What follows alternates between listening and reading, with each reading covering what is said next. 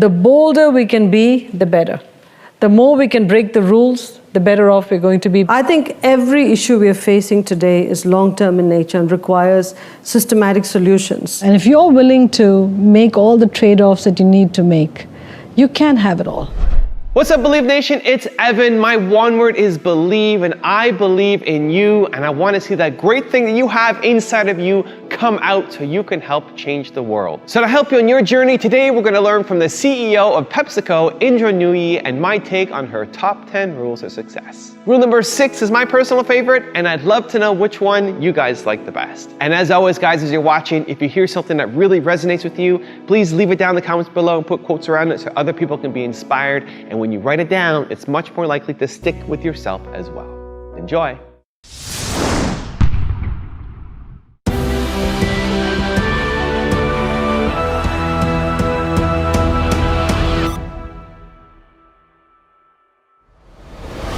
The bolder we can be, the better. The more we can break the rules, the better off we're going to be, because the world is full of ideas today. And if we don't do it, somebody else is going to do it. In fact, I'd say little startups are capturing a lot of the growth today, even in our space, even in the food and beverage space. So in many ways, in our company, we have to act as if we are a bunch of little startups. And that's what we are, a bunch of little startups. So in order to do that, we've got to allow people to be bold, write the rules any way they want, and that's what they're doing in our company. What advice do you have for women running small businesses? Look, running a small business is as difficult as running a large company because you still have to get growth, you've still got to meet payroll, you've still got to worry about all the constituencies. I think the advantage that us big company CEOs have is that we have a network of people we can talk to and get advice. I think it's important that people who run small businesses rely even more on blogging networks or the digital world to seek other people who are also running small companies to get advice. Because at the end of the day, you can't rewrite the book on every issue that you have. You've got to seek people who've been through that and then learn from all of the experiences they have and build from that. And so I think it's very, very important people who run small businesses reach out and get advice. I remember very clearly 6 or 7 years ago when you started pushing Pepsi in the direction of healthy foods, and you got hammered by some of your shareholders saying, focus on profits. If you're making more money off of the sugary soft drinks, don't get caught up in political correctness. That was a pretty tough time for you. Yeah, what would they say today? Well, now it looks okay. But that requires a 7-year focus. I think they were looking quarter to quarter. No, you're right, Alan. I think every issue we are facing today is long-term in nature and requires systematic solutions. When we have political cycles that are short-term in nature and investors who are short-term in nature. So the question is, who is going to address these issues? We're looking at everything through a microscope, and we've got to look at a microscope and a telescope. From my perspective, that is the only strategy I knew, and that's the only strategy I know. If my board, my investors didn't like that, I wouldn't be sitting here with you today. But I was very comfortable that that was the only way the company should go, because I was looking at the consumer data, I was looking at societal data, and I realized that our strategy to shift the portfolio, becoming more environmentally conscious and creating an environment that was good for our employees was the only shareholder value creating strategy in the long term. Let me ask you this. Before he passed away, you spent some time with Steve Jobs. Yeah. And I was hoping you could share with us a little bit of what that conversation was like and its impact on the way you managed the organization. He was very, very gracious to agree to see me when I first became CEO. I didn't know him, but I knew somebody who knew him, and he said, come on down to the Apple offices, and I went by to see him, and he said he'd give me a half hour and give me a couple of hours. And he taught me a lot in those 2 hours. First, we talked about our mutual love for vegetarianism, because I'm a vegetarian, he was a vegetarian. But once we crossed those basic introductory topics, he asked me what I was interested in making a mark on in PepsiCo, which included things like design, transforming the portfolio. And this is what he said to me: if design is important to you, it has to report to you, because it's a new skill you have to build in the company. If you don't show CEO support for that function, don't even get started on the journey. The other thing he told me, which was unusual for me, because it was just not in my personality to do that, he said, if you really feel strongly about something and you don't like something people are doing, throw a temper tantrum. Throw things around, because people have got to know that you feel strongly about it.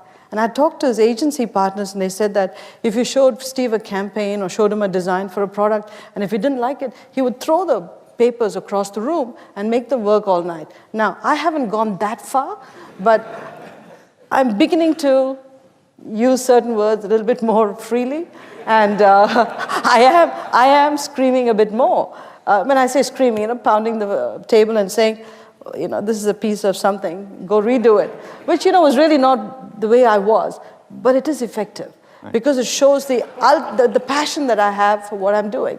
The one big lesson I've learned, Doug, is that if you just depend on the traditional strategic planning cycle or depend on a standard set of consulting reports, you actually are going to do your company a big disservice. And our CEOs and leaders have to be lifelong students. And not just students in the sense of attending courses or reading a book or two. You've got to learn how to read widely, walk the market, look at trends in the marketplace, make connections that don't seem obvious, and start to paint pictures of what the future could be. And then watch consumer behavior. I'll give you an example. 10 years ago, or maybe 15 years ago, if you came to PepsiCo and looked at all the beverages that were being served on the side tables when we were having meetings, most of the people would be consuming full sugar beverages. But 10 years ago, the trend shifted. Or maybe 20 years ago, they were drinking full sugar. 10 years ago, they shifted to diet drinks. Okay? But 5 years ago, they were drinking more bottled water. Now, the point that I'd make to my guys is, guys, you don't need to hire a consultant to tell you where the trends are. You just have to look at our side table. Remember the number of facings we used to have for regular sugar Pepsi versus diet Pepsi versus bottled water now? If you're all drinking bottled water or drinking zero-calorie beverages, why do we think we're not representative of the consumer? Very often, I think what happens is we separate out the consumer out there from the consumer in us. We are the consumer. And the more we can bring the two together and say, we too are representative of the consumer outside, I think it would be better. We go out and, our children play with other children. We see other families. And when they moderate certain products that we sell in terms of what's given to kids, that's a trend. Okay, so we've got to watch all of these things. And too often, I think, us leaders think what consultants tell us or what certain reports say or certain books say is the gospel. It's really not. We have to become our own data collectors, data analyzers, and then shape creators. And I think that's the toughest thing, because people who are rewriting the rules have to create the shapes. And people don't like that because they have a traditional model of how things work, and they hate people who upset status quo. And I think both of us are upsetting status quo in a big way. And, it's tough. As millennials have come into the workforce in large numbers, their expectations of companies have changed. They no longer look at it as sort of a paycheck, but they look at it as, how can I go to work and make a difference in society? So the notion of purpose is becoming a much bigger factor. The big difference is that in the past, purpose used to be some sort of a corporate social responsibility program. And typically those programs were good, people liked them, but they were at the whim or fancy of the CEO who was there. So if the CEO retired, that program got cut. So we had to weave purpose into the core business model of the company. How do you make sure that the sense of purpose can only be accomplished if you make profits? And the only way to make profits is through purpose. And that's why we use the term performance with purpose, linking both together.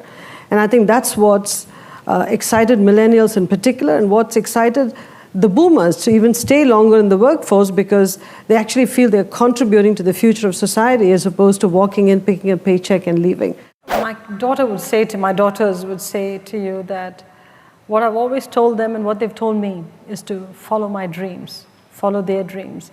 I remember one particular incident, and my daughter Tara is here, so she's going to be embarrassed if I tell you the story. She was at the Convent of the Sacred Heart in Greenwich all her life. She went there when she was 3. She just graduated a few months ago. And in Sacred Heart, I think the third Wednesday of every month, they have a mother's coffee. I think that's a plot against working women. Because how can I show up at a mother's coffee on Wednesday morning at 9 o'clock? So I didn't. So Tara would say, Mom, you didn't show up for mother's coffee. The first couple of times, I went through guilt. So third time, I said, wait, got to come up with some coping mechanism here. So the next time she said, Mom, you didn't come for class coffee. I go, yeah, but so-and-so didn't come, so-and-so didn't come, XYZ didn't come. So it was my way of saying, I'm not that bad a mom, you know. They didn't show up too. Which was true. Many of them didn't show up. Good. You outed them. That was nice. No, it's a coping mechanism. We all have to find our own coping mechanisms. But so then when she came back home that evening, I said, Tara, you know, you keep saying I don't make your class coffees. Would you like me to quit my job and stay home? I asked her this question. And I thought she'd say, yeah, great idea, do that. She looked at me and she said, Mom, are you nuts? You worked so hard to get here. Follow your dreams, Mom. I'll be okay. Wow. This was 12-year-old. This is what she said to me. I have never forgotten that answer. I have never forgotten that answer because both my kids said to me, Mom, follow your dreams. You came to the United States with nothing, $50 in your pocket.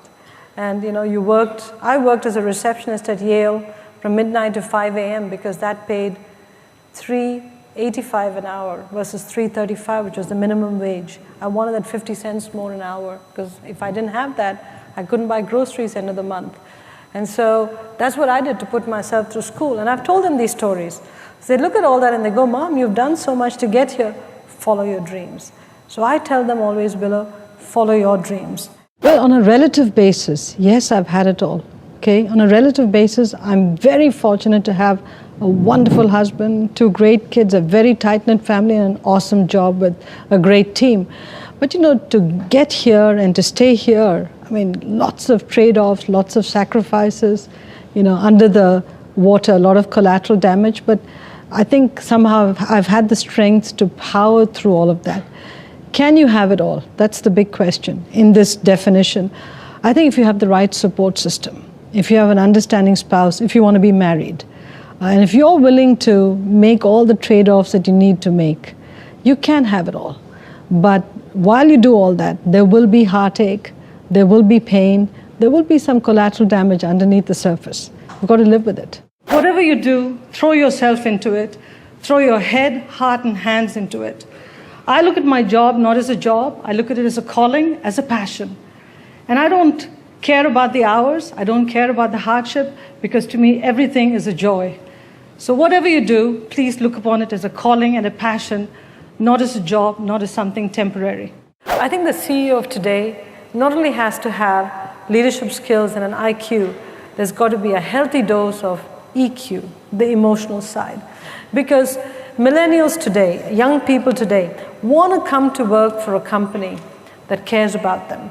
They want to feel connected to the company. And I think it's critically important that we humanize the CEO. The CEO cannot be this imperialist that's sitting there. We've got to humanize the CEO. We have to remove the barriers between the CEO and the front line. And that requires a new skill too.